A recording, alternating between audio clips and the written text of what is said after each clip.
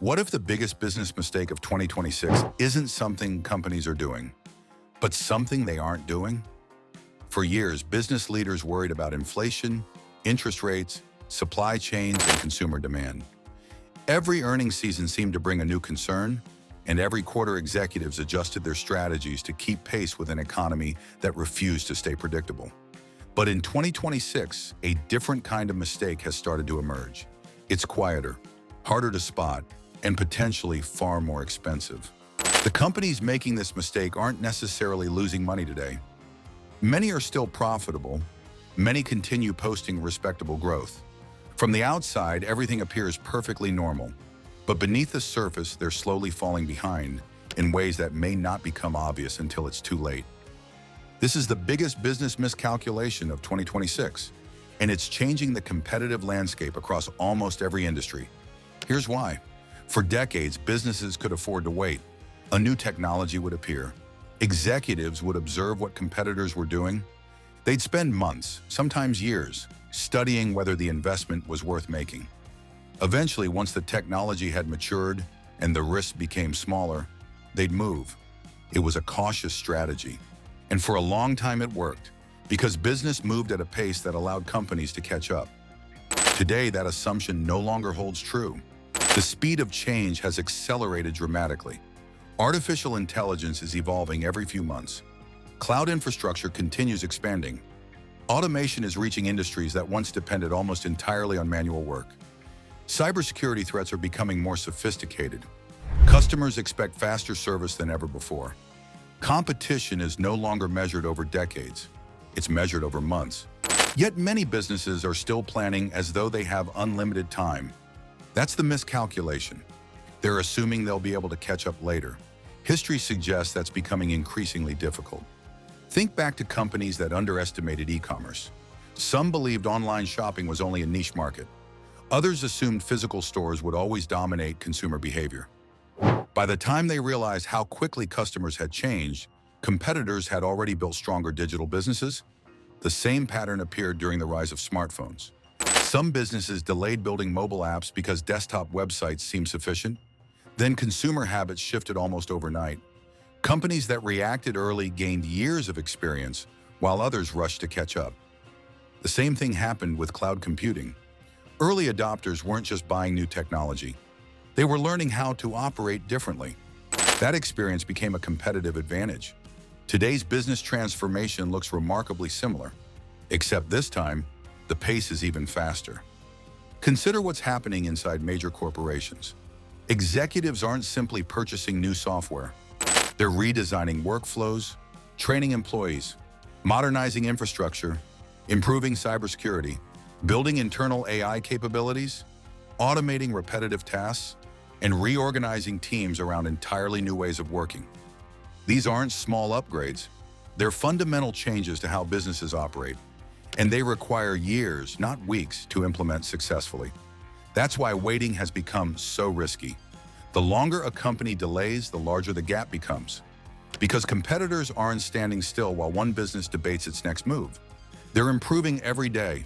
This isn't only true for technology companies. Manufacturers are using smarter factories. Retailers are improving inventory management. Banks are automating routine financial processes. Healthcare providers are streamlining administration. Logistics companies are optimizing delivery networks. Professional service firms are adopting advanced productivity tools. Nearly every industry is moving through the same transition. The companies making progress aren't necessarily the ones spending the most money. They're the ones learning the fastest. Learning matters because technology alone doesn't create competitive advantage. People do. Businesses still need employees who understand how to use these new systems effectively. That means investing in training has become just as important as investing in software. Many executives now recognize that buying new tools without preparing employees rarely produces meaningful results.